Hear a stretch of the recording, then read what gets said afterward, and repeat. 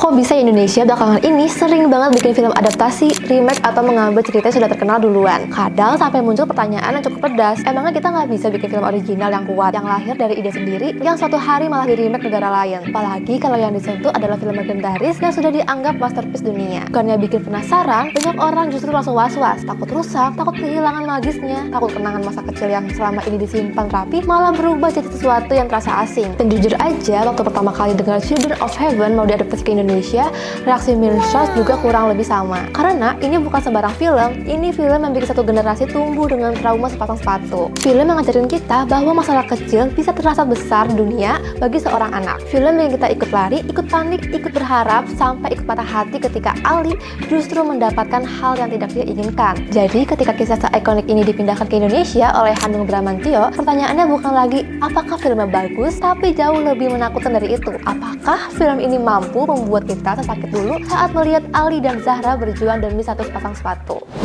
Hai sources, selamat datang di channel Click Search. Dan sekarang kita berada di segmen LMD, Let's Movie Discussion, segmen di mana kita membahas hal-hal seputar berita film, mulai dari review, bedah trailer, ataupun diskusi masalah di industri perfilman.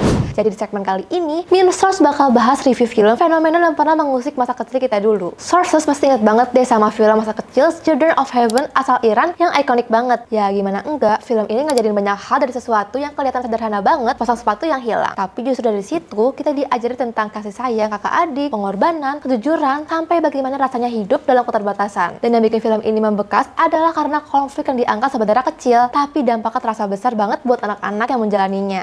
Apalagi dulu banyak dari kita yang rewatch berkali-kali di TV atau VCD sampai hafal banget adegan Ali dan Zahra lari-larian gantian pakai sepatu sekolah. Rasanya sederhana tapi emosinya nempel banget sampai puluhan tahun kemudian. Nah, tahun ini akhirnya hadir juga versi Indonesianya dari MD Pictures yang menggandeng sutradara kesayangan kita, Hanung Bramantyo. Dan jujur aja, sejak pertama diumumkan, pasti langsung muncul kontroversi. Banyak yang bertanya, Indonesia kok doyan remake terus sih? Emangnya nggak bisa bikin cerita original? Pertanyaan itu sebenarnya wajar sih. Tapi kalau melihat penjelasan Hanung sendiri, alasannya bukan sekedar menyalin film Iran tersebut. Hanung ingin membawa kisah yang sangat universal ini ke konteks Indonesia agar lebih dekat dengan penonton lokal, terutama generasi muda yang mungkin belum pernah menonton versi aslinya.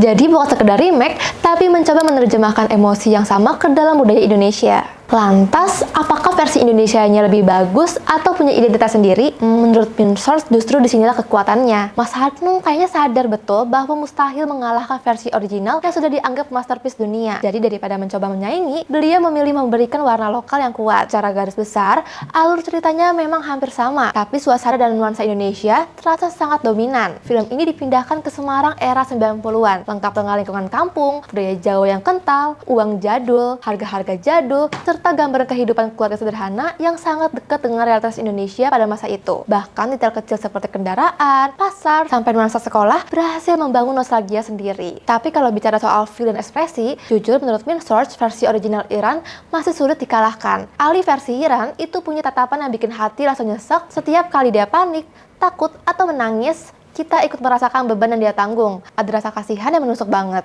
Sementara di versi Indonesia yang diperankan Jared Ali, karakternya justru terasa lebih ceria dan mengembaskan. Bukan berarti jelek, tapi pendekatannya berbeda. Kalau Ali versi Iran bikin kita ingin memeluk dia karena kasihan, Ali versi Indonesia bikin kita tersenyum karena tingkahnya yang lucu.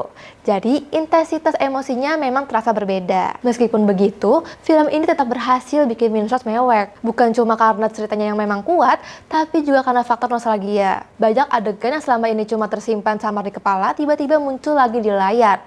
Kita jadi ingat bagaimana dulu kita ikut deg-degan saat Ali dan Zahra harus berbagi sepatu. Ikut panik ketika mereka hampir ketahuan orang tua, sampai ikut berharap Ali bisa mendapatkan hadiah yang dia incar. Dan karena kemiskinan yang ditampilkan sangat dekat dengan realitas masyarakat Indonesia, emosinya dia tetap kena walaupun kita sudah cukup tahu jalan ceritanya. Nah, yang menarik, Hanung ternyata mengubah bagian ending film ini.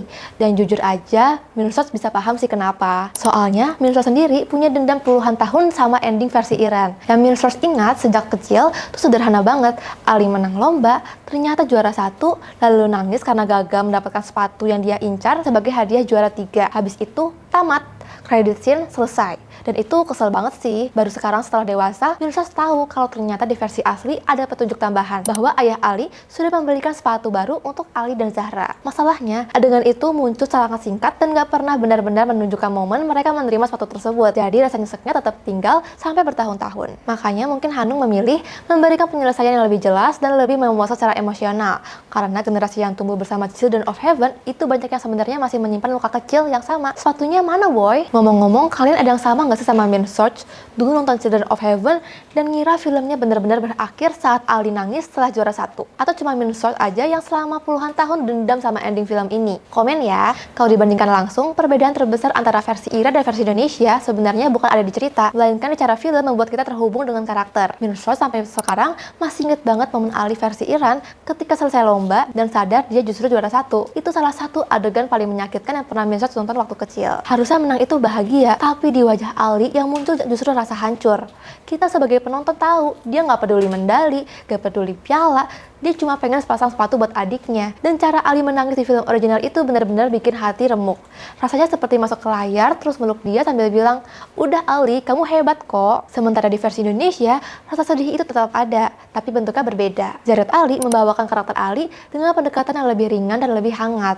Jadi ketika sampai di momen-momen emosional, yang terasa bukan rasa putus asa yang menghantam dada seperti versi Iran, melainkan sedih yang lebih lembut. Penonton tetap bisa prihatin, tetap bisa ikut terharu, tapi tusukan emosinya memang tidak sedalam versi original. Mungkin ini juga pilihan yang disengaja supaya filmnya lebih ramah untuk keluarga Indonesia dan generasi penonton yang lebih muda. Jadi kalau ditanya mana yang lebih bagus, menurut Minsearch jawabannya agak sulit sih. Secara emosional dan attachment pribadi, versi original Iran tetap punya tempat spesial yang susah tergantikan.